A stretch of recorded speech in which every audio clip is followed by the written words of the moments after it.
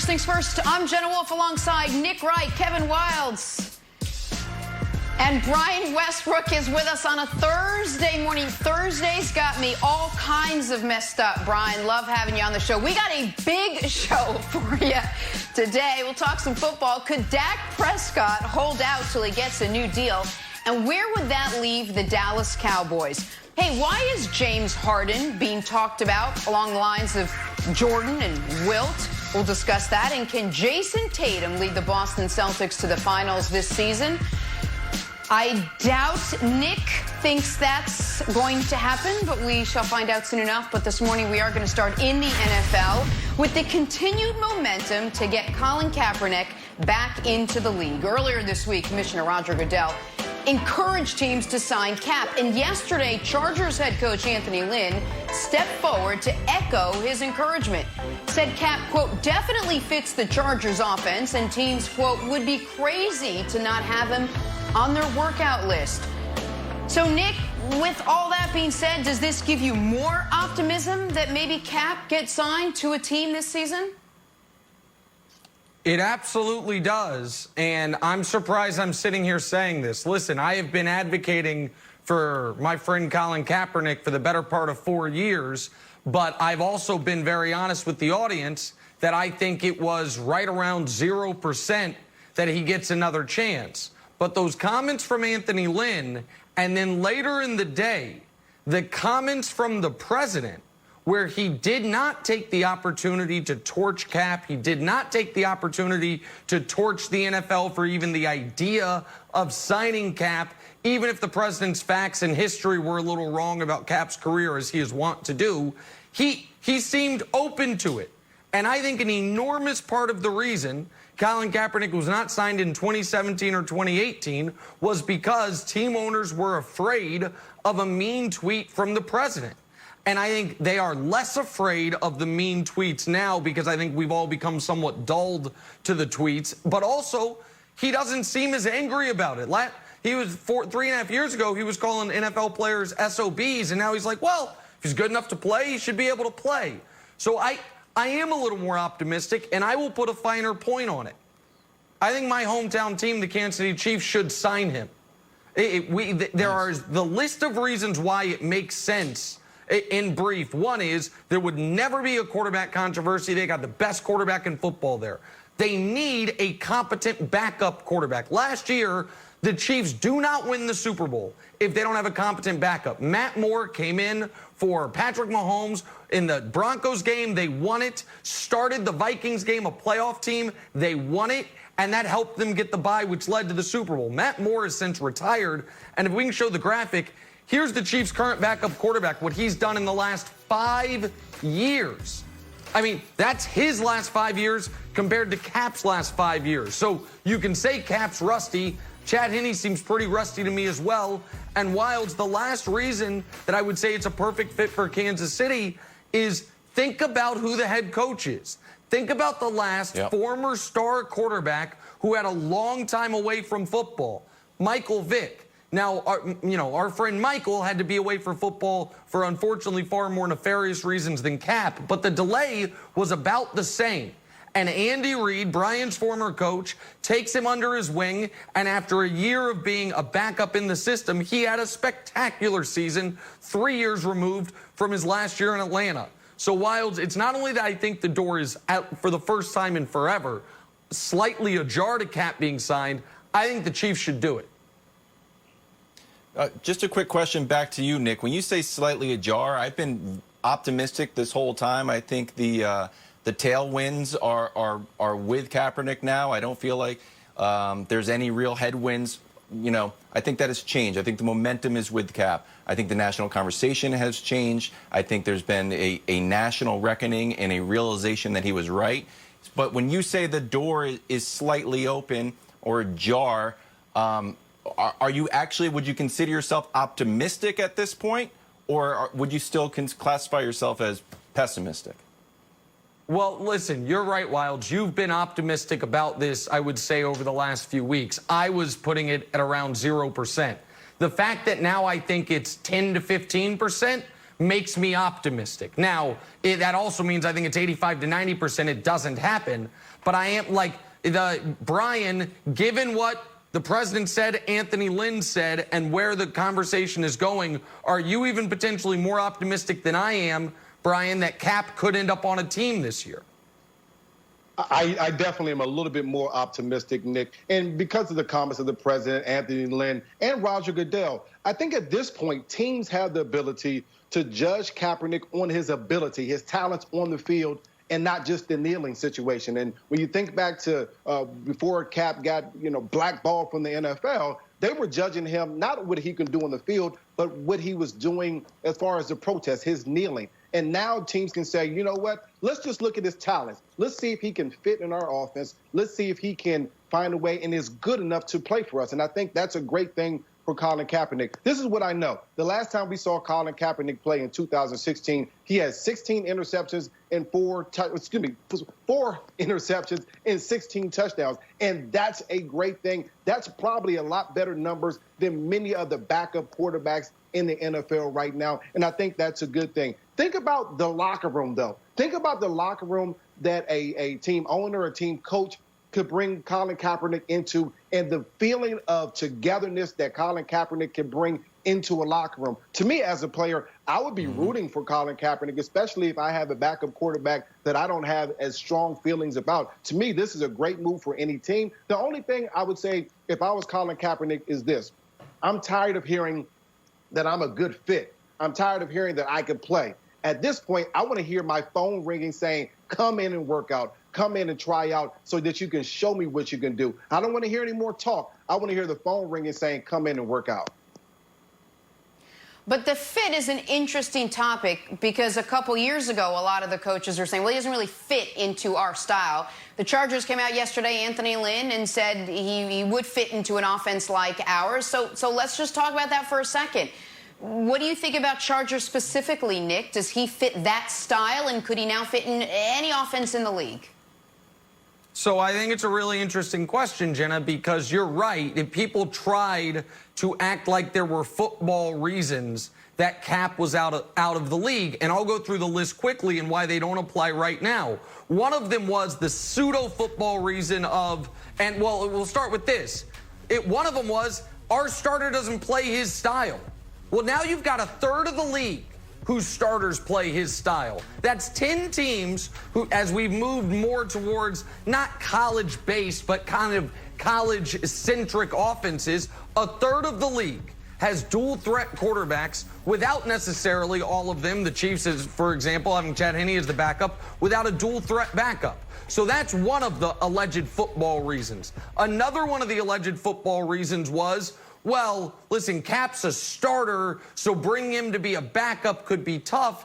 3 years out of football, and nobody is arguing Cap is a starter right now. Another one of the alleged football reasons was a polarizing locker room presence and or he's going to bring added media distraction or attention. When we're in a situation where Kyler Murray is saying he's kneeling, Baker is saying he's kneeling, J.J. Watt has opened up the door to kneeling, every team is going to be having the kneeling conversation. So Colin could almost, I think, be a calming force within that locker room. So Wilds, for those reasons, and maybe most notably the fit reasons, there's a lot of teams that could use him as a backup quarterback. Yeah, I agree. Jeremy Fowler said he talked to some NFL executives. He put Titans on the list, too. Brian, I've got a question to you about fit, and it's about Tom Brady. So Tom Brady left an inside-out offense, very conservative, get rid of the ball, and he went to Tampa Bay, and that offense doesn't fit him on paper. So when people are looking at Cap, are they saying, like, how important is the actual fit? When you saw Brady, the sort of mindset around Brady was just like, he's a great player, let's get him in and we'll make it work. Yeah, I said when people are talking about the fit, of course, you want a guy. I mean, if you have an offense that the quarterback's going to be a pocket quarterback, he's going to stand in the pocket, deliver the ball, 5-step drop, 7-step drop, throw the ball out, then, I think a lot of people are saying Kaepernick can't fit that. I just don't believe that. I still think he can do a 5-step drop. I still think he can do a 7-step drop and be very effective. The one thing that Colin Kaepernick can bring you that a lot of those other quarterbacks that are going to stand tall in the pocket and deliver the football is his ability to run the ball. Now, just think about if you even have this statue quarterback that's going to stand in the pocket and throw the football and he gets hurt, the quarterback that I would want to come in that's coming off the bench, who may be a little bit cold, hasn't thrown a pass in a very long time, is a guy that can run the football because now he can use his legs to go win us a football game. Because at that point, it's not about kneeling, it's not about the protest, it's about winning football games. And a guy that can run the football and use his legs, be a dual-threat quarterback like Colin Kaepernick, certainly is a guy that I would want on the field in a time where I'm trying to win a football game. A healthy lifestyle should be easy, right? Eat veggies, drink green smoothies, exercise, get your heart rate up, and do yoga to bring your heart rate back down. Well, maybe not so easy, but there is something that helps improve everything, and you can literally do it with your eyes closed. It's sleep. Sleep Number knows what it takes to sleep your best. The Sleep Number 360 Smart Bed lets you choose your ideal firmness, comfort, and support on each side, your Sleep Number setting. It's the perfect solution for couples. These beds are so smart, they respond to your every move and automatically adjust to keep you sleeping comfortably all night. Proven quality sleep is life-changing sleep. And now, during the lowest prices of the season sale, save $400 on Queen Sleep Number 360 C4 Smart Bed. Now, only $12.99. You'll only find Sleep Number at Sleep Number stores or by visiting www.sleepnumber.com.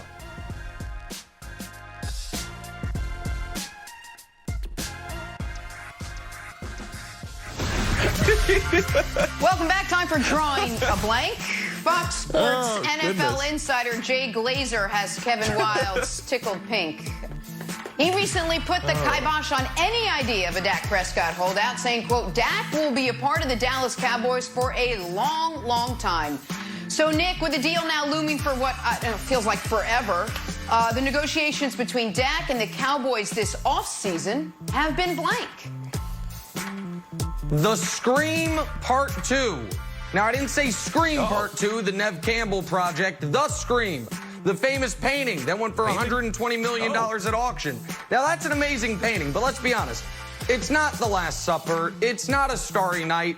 It's not even Whistler's Mother. So why did it go for $120 million? Because it was available and it was at auction. So it's like, maybe it's like the 9th greatest painting ever, but it's going to get more money than any painting has ever gotten ever at auction. That's Dak Prescott's situation. Not like the 9th best quarterback, but he's the one available. He's the one teams are bidding.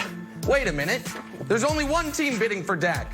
So Dallas just been bidding against themselves the whole time. But either way, same result. A pretty good product that you're going to pay way above market price for. The Scream Part 2 for art history majors, Brian Westbrook. There's no way that painting is worth $120 million. That's crazy. But you're absolutely right that when teams are bidding on anything, you have to make sense. But to me, this contract negotiation has been deadline driven from the very beginning. This thing will get done right around July 15th, and that's the reason, because NFL contracts are deadline driven. Here's the deal. When you look at the Dallas Cowboys, they got rid of their coach for Jason Garrett because they wanted to get a better coach around Dak Prescott. They get Mike McCarthy because he's a quarterback whisperer to help Dak Prescott. They go get CeeDee Lamb in the draft to help Dak Prescott. Obviously signed Amari Cooper to help Dak Prescott. When you look at this team, they're built around Dak. They will get it done. But this whole thing is deadline driven. It'll get done right before July 15th.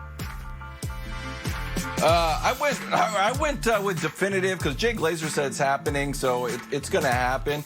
But just America, for keeping track, Nick said the Scream was the 9th greatest painting ever, which means he has a list of greatest paintings. And my guess is it's Starry Night at number 2. And at number 1, it's that alley-oop from Dwayne Wade to LeBron, his famous painting. It was a photograph turned into a painting. Number 1 on Nick Wright's famous Classy painting. guy, Birth of Venus. Birth of Venus. He's Top a 3 all classy time. guy. Come on. You know what's way overrated? Mona That's Lisa. a good one. Mona Lisa, way overrated. Come on. Moving on Barely to some top 15. good news for the Dolphins. Rookie quarterback Tua Tagovailoa got the all clear from team doctors. Tua was reportedly examined to see how his surgically repaired hip is healing and was given the all systems go. They should just look at Cam while they're looking at players. Nick, the ceiling for a healthy Tua this season is blank.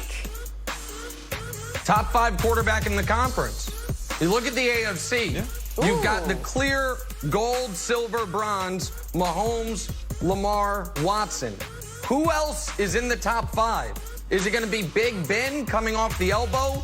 Baker in a bounce-back year? We know it's not going to be any of the other AFC East guys. I'm not bullish on Phillip Rivers with the Colts. So who else can compromise that top 5 in the AFC? Tua Tagovailoa's ceiling is in his rookie season being one of the 5 best quarterbacks in his conference, Brian.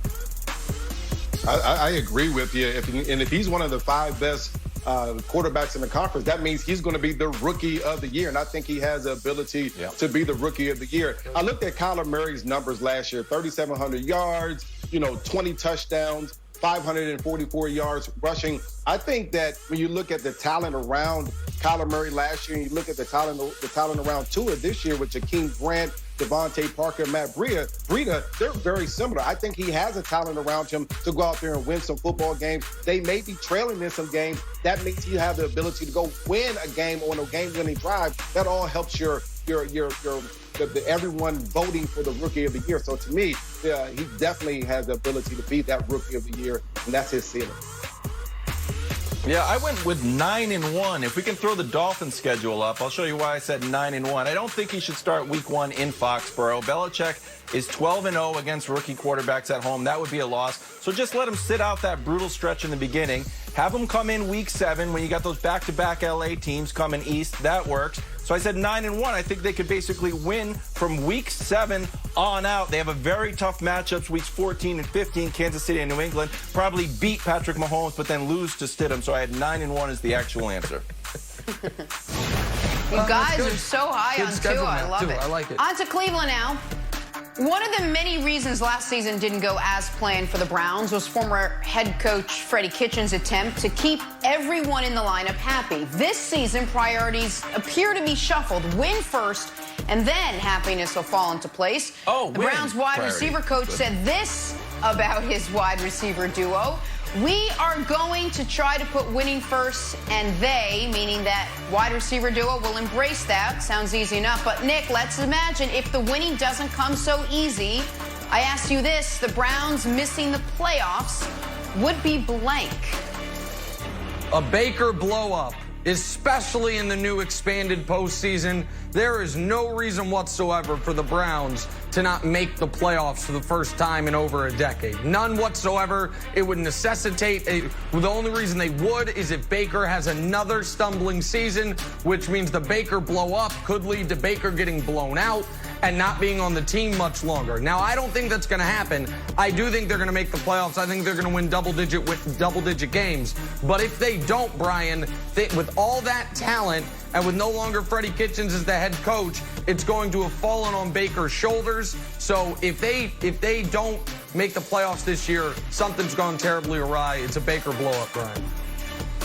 I agree with you, Nick. If they don't make the playoffs, to me, it's the end of Baker. And I know that the Browns in 2021 have the ability to pick up his 5th-year option, the same way the Bears had an opportunity to pick up Mitchell Trubisky's 5th-year option, and they decided not to. And so you're right, Nick. If they don't make the playoffs this season, I'm talking about the Browns here, that means that a running football team that Kevin Stefanski will have there in Cleveland, that means that Baker Mayfield will throw the ball to the other team like he did last year with 21 interceptions. You can't win in this league if you throw the ball to the other team, especially if you're a running team. If you're a running team, you won't have the ability to catch up to a lot of teams in their scoring. And if Baker Mayfield doesn't get the ball to his team and throws interceptions, then they absolutely will miss the playoffs, and that will signal the end, the beginning of the end in Cleveland for Baker.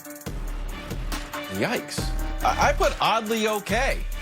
They were 6-10 last year. I could see them going 8-8, and everyone's like, well, okay, that's better. They go 9-7. You could have one of those weird seasons, go 10-6 and miss the playoffs. I think that's okay. Nick, on your laminated sheet of all 256 games, what did you have the Browns at? I had the Browns going 10-6, making the playoffs. 10 wins, making the playoffs. Seven playoff teams, Wilds. 10 wins going to get you in. With the expanded playoffs, I don't think we're going to have a lot of instances anymore. Yeah, I believe so. Yeah, go ahead and mark it down. 100%. Okay. Looking at, yep. 100%. Okay. Okay, 100%. can I jump in and just say, everyone thought the Browns were a lock to win last year and make the playoffs before anyone knew anything about Freddie Kitchens. So hates him. I'm going 35% Wilds because you can laminate that. On to the Chiefs. If you think reigning Super Bowl MVP Patrick Mahomes has hit his ceiling, think again. With Hall of Famer Kurt Warner saying if Mahomes works on his footwork, he can get, quote, better than he's been over the first few years. To which Nick would probably say, how is that even possible? We'll hear more from the actual Nick in a second, but Brian, I'll start with you. Kurt Warner's comments on Mahomes are blank. I think his comments are true, but, you know, here's the deal. They may be true because Patrick Mahomes has said that he wants to improve on his footwork. That's something that he can do at home, something that he's been doing all season. But the truth is, the proof is in the pudding. When you go out and do the things that Patrick Mahomes has been able to do over the last couple of years, including winning the MVP in the Super Bowl, I don't want you to change anything. If I'm Andy Reid, I'm saying I just want you to come in the same person. If you can get slightly better, that's cool. But if you come in the same person that you were last season, we can win a bunch of games. That same footwork that may be a problem is the same footwork that throws defenses off, that make you looking one way and he throws the ball the other way. That's what I love about Patrick Mahomes. That's what's made him very successful in the NFL. Yeah, I put highlight-worthy Brian. I know Warner was talking about having his footwork be a little more conventional so that he could, could plant better and throw across his body. But I also think, Nick, that Mahomes, once he gets footwork, he can have more tricks so he can do more stuff like this. So I said highlight-worthy. Oh, yeah. I like that. He still hasn't unveiled the behind-the-back pass, which I think is coming. But my answer is Ruthian. Really? A little baseball history. So, yeah, absolutely. So, Ruthian. So, Babe Ruth, his final year with the Red Sox, his first year as a position player, not a pitcher full-time, he set the MLB record for home runs in a season with 29. The previous record was 16. It's like Mahomes' first year. It's like, wow, 50 touchdowns, 5,000 yards. How can he get better? The very next year, he hits 54 bombs. People say, oh, my God, this is the most talented baseball player we've ever seen. He's clearly the best player in the league. That's where Mahomes is right now. The next season, he hit 59 home runs and led the league in everything. That's what this year for Mahomes would be if he gets even better. Positively Ruthian. A little art history to start, a little baseball history to end. That's how we like to do it, Jenna, even though, and a little Baker shade in the middle mixed in by Jenna because she's contractually obligated to do it. She is not contractually obligated to do it. Patrick Mahomes is not Babe Ruth. And we are going to talk about a little James Harden right now as the beard being compared to Michael Jordan and Wilt Chamberlain. What to the what? Next on First Things First. So Mark you're my saying words he's better than Babe? Mark them, Nick. That might be Mark my strong. words. Back here with Chris Broussard, running our fast break now. First up is our rewarding performance sponsored by Capital One Venture Card. What's in your wallet? Celtics All-Star Jason Tatum is in line for a max contract extension from Boston this offseason. So the 22-year-old's concerns over injuries and health when the NBA restarts at the end of July are validated. That being said, Tatum, like me, is reportedly not planning to sit out the Orlando restart. So, Nick, what's on the line for Tatum when the NBA does, in fact, restart July 30th? Well, I think it's only upside for him. I don't think, there's anything. He's risking the max extension. Danny Ainge is going to offer that to him the moment he's eligible for it, and he's earned it. But, I mean, we talked about this a week and a half ago. Guys with the most to gain.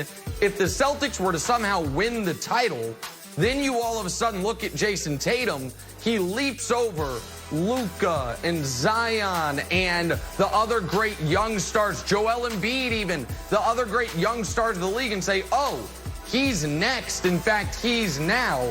I would argue if the Celtics even just make the finals, he leaps over some of those guys. Now, I don't think any of that's going to happen. But, yeah, Wilds, I mean, if your beloved hometown or general vicinity Celtics somehow win the East, much less win the title, then he gets in that superstar conversation, not just the star conversation that you think he's already in. Well, yeah, and just you nailed it, Nick, because that's how I do refer to them. I refer to the Celtics as the general vicinity Celtics of just New Englandish, Westchesterish area. It's like when you're searching for something on eBay, you put the radius at 500 miles. Let's see if anything pops up. I need to pick up some stuff. All right, anyway, the momentum Broussard is what I'm interested in. Don't remember, it's been a long time, but like Jason Tatum was on that like crazy tear. He was 29.5 points, almost 8 rebounds, shooting great, 5th in the league for shooting. I'm really interested to see if this restart, you know, we get the old Tatum or we get this new and improved Tatum, Broussard. So, and just in general, if we do get the new and improved Broussard, Tatum, I can't wait till we see the Nick tiers. Everyone, America's favorite Nick tier, and how high Tatum can rise. I'm not sure if he's a star yet in Nick's eyes. Is that Nick? I heard him say, Wilds, you consider him already a star. Does that mean you don't, Nick? Yeah. That's what it sounded like. Yeah, he's unbelievable. Yeah, I mean, listen. He's not a star we can show it real quick. Hold on. We can show it real quick, and then let's just show it. Let's just show, maybe one day we can show the tiers. There's the tiers. I know you're going to take issue with Zion. Aside from Zion, who we can argue about, who on the 2 tiers above him are better than him? The answer is nobody. You can't have more than 15 stars in the league. That's in the official bylaws. So he's not a star yet. Sorry, I didn't make the rules. I just abide by them. Broussard, though, you can reclaim your time here. I apologize. What do you mean you didn't make the rules? No. I didn't make the rules. Nick, they have made this the thing tiers. mid-season. They have this thing in the middle of the season called the All-Star Game, and I think he's played in that. He's a star. There's at least 24 stars. He's one of them, and he's en route, as Wilds pointed out, to being a superstar. I do agree with you, Nick, in that he's essentially playing with house money this season, because even though they're recognized as a contender, no one really thinks they're going to get to the finals or certainly win it. But, hey, with this restart, Jay Tatum is very much a professional. So are the other players on that team. I bet they come back in better shape, better prepared than most teams. And so they have a shot. And Tatum's proven that he can handle the big stage. When he first got to the playoffs 2 years ago, played well even against LeBron. So I expect big things from Jay Tatum. And if the Celtics somehow do get to the finals, Nick, you're right. He emerges as right there on the cusp of being a superstar. All right, let's move on to Houston. Now, no surprise, the Rockets will be leaning heavily on the bearded one, James Harden, when the season returns down in Orlando.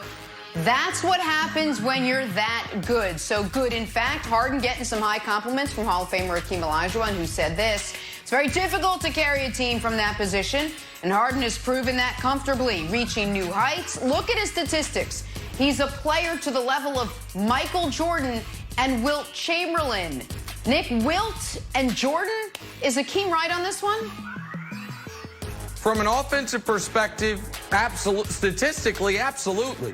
Let's just put them up. Let's just show Harden's numbers since he's been with the Rockets, so after year 3, because it's not fair to hold OKC against him, against Wilt and Jordan from basically year 4 of their career until the end. I mean, Wilt's got them both crushed in rebounds, obviously. Harden can go head-to-head with both of them in anything else. So he needs a ring. Oh, by the way, I love the graphic. It looks like Harden's kind of pushing down on Jordan's head. I think he is still, for some reason, underrated because we are just count the rings, count the rings, count the rings. He is arguably the greatest player ever without a ring. If he gets a ring, he vaults into the greatest players of all time discussion, full stop. And statistically speaking, offensively, Wilds, the only people you can put up against him are really Wilt and Jordan from what they do in a volume perspective. I mean, I know, but like, are we just talking about offense? Like, Jordan was 9-time all-defensive player, and I asked us, like, hey, Dusty, can you pull the Wilt Chamberlain defense numbers? He was like, no, they didn't keep track of defense until the 70s. I'm like, all right, then I guess if you want to say that a guy who shoots a bunch of threes and a bunch of isolations is comparable to to Wilt and Michael Jordan, I guess you got a point, Broussard. But, I mean, what are we doing? Thank you, Wilds. First, Nick couched that real, tried to be very subtle about it. Offensively speaking, you play both sides of the court. So that is number one. Secondly, I love the way, Nick, that you just blew off championships. I mean, rings. I mean, we're all in the rings as if it's like rebound percentage or turnovers or something like that. Stop it. That's what it's about. That's the difference. Michael and Wilt had championships. Tell him, Broussard. Tell him. Some hard Preach. Then we'll might talk about it. I mean, and here's the other thing, Nick. Remember this about Harden, and I love Harden, and I voted for him MVP in 2015 when Steph won his first one. Kevin McHale was the coach. So I'm a Harden guy, but you and Daryl Morey and people of your ilk are just taking this way too far. But don't think that Harden's numbers aren't somewhat boosted by Mike D'Antoni. This is what Mike D'Antoni does. He did it for Steve Nash. Heck, he did it for Jeremy Lin, Chris Duhon, and Ray Felton as well. Your numbers go up. You've gone too far. Under D'Antoni, You've gone too far. But you're not going to win a championship. Chris Duhon, this guy. Jordan just take us elsewhere. Scored under any coach they played for. I mean, historic numbers Duhon. under every coach. Harden only historic numbers under D'Antoni. All right, let's move on. Talk some Sixers now. Friend of the show, Chris Mannix, recently wrote a column suggesting a resumed season will likely benefit stingy defensive teams that don't rely on the three-pointer, like, say, Philly. Why? Well, everyone's long games will be rusty from time away, and since Philly's long game is already, well, let's just say it's not as much of a focus because of certain players who can't quite shoot from deep, Philly's got a chance of going to the finals. Nick, A to B to C, Mannix making the connection. What do you make of his prediction with the Sixers? Mannix, I feel like, kind of unveiled this take, or at least did the dry run of it with me on the radio 3 weeks ago. This whole idea that shooting is going to be what is most hampered by the layoff. And I disagreed with him then, and I disagree with him now. I love Chris Mannix. I agree. I think the exact opposite of everything he said is true. I think shooting is something you can always do, and the easiest thing to practice during quarantine. I think teams with more veteran, established leadership are more likely to be able to resume the season where they left off. And I think guys who have had issues, at least in Embiid's case, with conditioning, that doesn't work well for him. So I actually think Philly is a team least likely to be able to take advantage of the restart than other teams. So I get Mannix's argument. I just think it's 100% incorrect, Wilds. Like the argument? 100% incorrect. I actually like this, Broussard. The idea that the Sixers aren't a great three-point shooting team, that makes them great. It's very similar to our last conversation. Like, Harden is the best player ever not to get a ring. It's like, what? I just got, like, my mind twisted around. But if you like the Sixers, who don't take a ton of threes, you'll love the Pacers, who take the second least in the league. So if you're pro-Sixers, also be pro-Pacers. Wow, you just lost all of the good stuff you earned in the last segment. I mean, Nick is right. Like, so okay, let me get this straight. Basketball's about to go back to like 2003. This one season, because of the layoff, they're going to go back to playing the way they played in 2003. No, the three-pointer will still remain prominent. And my concerns with Philly, look, they've always got a puncher's chance because of their talent. But my concerns are Embiid and Ben Simmons still have not figured out how to maximize their games together. And I don't think 4 months away is going to help them in that regard. And secondly, their immaturity. Joel Embiid, as Nick said, he could be out of shape. Who knows what his diet has been like. And their road record. That shows in the immaturity. I know, Wild, you think that somehow you got this concoction that they're at home in Florida, but I think Orlando is still on the road, and they're terrible on the road. So, no, I'm not expecting them to benefit from this. They're not on the road. All right, moving on to the Wizards now. Their all-star point guard John Wall is lobbying for Washington to go after Boogie Cousins, saying, quote, "I've been on that for like 5 years. I want to sign him right now." Nick, what do you make of Wall lobbying for Cousins? I actually think this is a great take. So here's why. Assuming the Wizards don't trade Bradley Beal, they're stuck. You've got Wall on a massive contract, Beal on a massive contract, and not the ability to add a third impact player in a conference where you got to have that. If you don't have like a true super duper star, and neither Wall nor Beal are that, you've got to have at least 3 super high level players. And so Boogie, and the off chance that he can recapture what we saw from him in New Orleans and Sacramento pre-injuries, that might be their only way from here to there. And you would be able to get him incredibly cheaply. He obviously has a great relationship with John. So I'm not betting on that, but they don't know. Someone give me a more viable path where they could find a third star. I don't see one because of salary cap restrictions. So I get this from John Wall. I actually think this offseason, not for the restart, but for the offseason, it would make a ton of sense for them Wilds. You know what? Every once in a while on this show, you get a glimpse into Nick's mindset. Yesterday, I like to tell the truth on this show. John Wall, teammate. It's a good hit. Yeah, It's kind of a look. What do you have to lose? And Nick's right. I mean, there's no viable path for Washington to become a decent team right now, other than maybe adding Boogie Cousins. And look, he's teammates with John Wall in college. They're good friends. I think that'll help Boogie not have the attitude problems he's had in the past. Also, he's been a teammate now with LeBron James, Steph Curry. He's seen how the top-notch players do it. I think that has helped Boogie mature. So if you don't have the attitudinal problems that Boogie's been known for in the past, then I think he perhaps could go to Washington and help them at least become a solid playoff team with a big 3 of Wall, Beal, and DeMarcus Cousins. So, yeah, I mean, what else you got to lose? I agree. They're 35-3 at Kentucky, and we've got great highlights of them running the floor together. I think it would just be a great fit for Washington and give the Wizards, you know, a real identity. They certainly could use one. Let's get back to talking some football and Julian Edelman's unique training techniques. A la Karate Kid next on First Things First.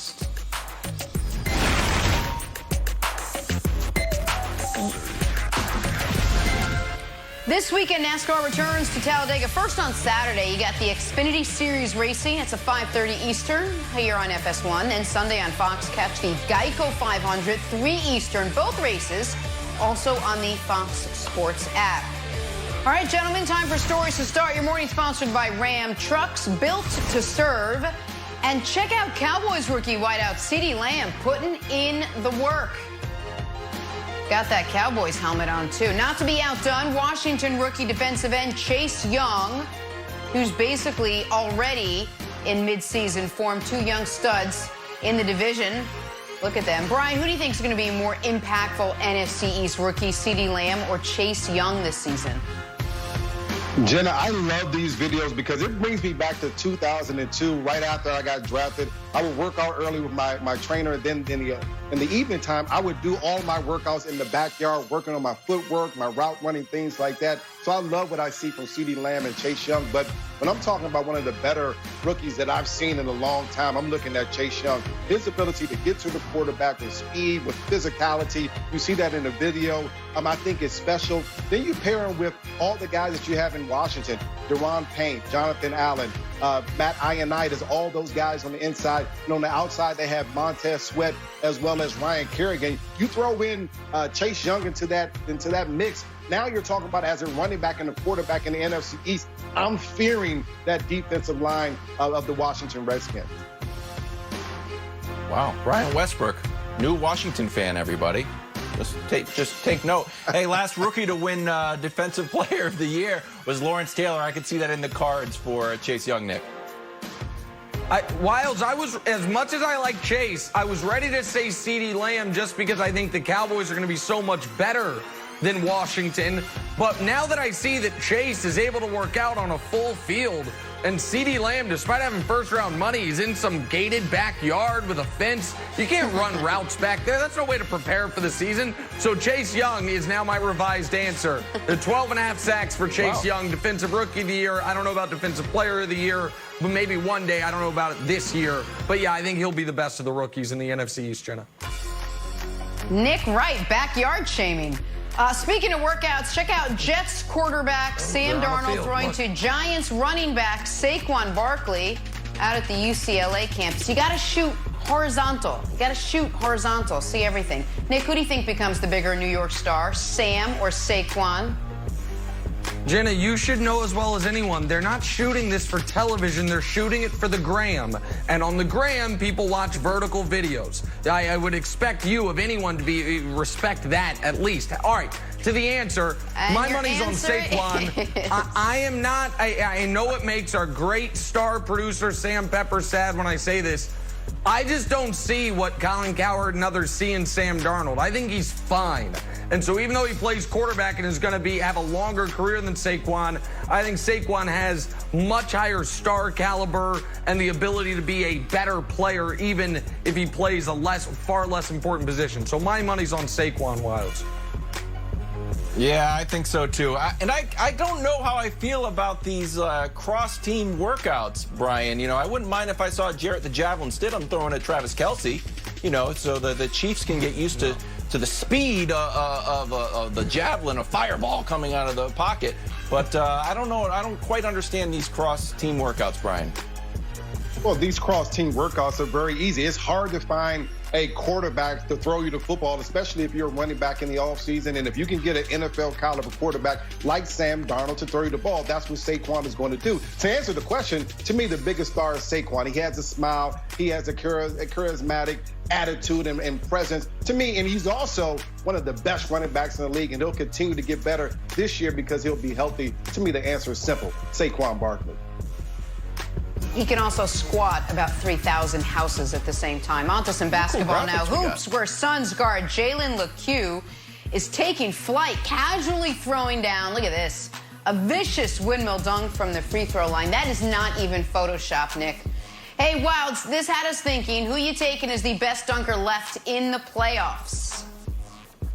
Oh, it's Ja Morant. As I unveiled the hottest take of the century so far, that Ja Morant will have the best dunk you've ever seen at some point in his career. I don't know when it's going to come, but so far he's had the best missed dunks that you've ever seen in your life. So I think Ja Morant will eventually have the best dunk you've ever seen in your life. All right, while it's not the take of the century, that is a great take. I give that at least an A-, if not a solid A take. However, best dunker in the playoffs, I'm going to go with Russ. And here's why. He dunks so angry, particularly in the postseason. They're not as fancy as Ja or Lecrae right here, but it's so ferocious and angry with the intensity. To me, it encapsulates who he is as a player. You worry he's going to hurt himself on the rim because he does it so hard. So my answer, as far as the dunker I enjoy watching the most, especially come to the playoffs, Brian, is Russell Westbrook. You know, I appreciate you guys going with the guards, the smaller guys, but I'm going even smaller. Donovan Mitchell. He has an opportunity, the 2018 dunk champion. You know, a young guy that can dunk on you. Just think about it. You're coming back after a few months off. Defenses won't have their movement around as good down. Now Donovan Mitchell gets in the lane and just dunks on someone. To me, it's going to easy answer Donovan Mitchell. All right, let's get back to the NFL now. Check out Eagles guard Brandon Brooks doing jiu-jitsu just 2 days after suffering a season-ending Achilles injury. You see his foot in a cast. I don't know. I feel like my mom would never let me do this. Brian, is this impressive when you see this, or is this just maybe not the smartest thing to do? Well, to me, it's impressive. And I think if the trainers are allowing it, then I think Brandon Brooks would do it. You know, I remember times back when I was playing, after you had Achilles surgery, you were basically on a scooter for months. You were just wheeling around, not putting any pressure on it. Definitely weren't doing these types of things. But I saw a video of Brandon Brooks before his injury. He looked slim, he looked strong, he looked explosive. He doesn't want to lose that. I'm happy that he's moving around. I just want him to be safe and get healthy. One of the best guards in the league when he's healthy. I just hope that he gets a speedy recovery. So Brian's back as an Eagles fan now. So that was a rocky road for the viewers there, Brian. But I'm glad you're back.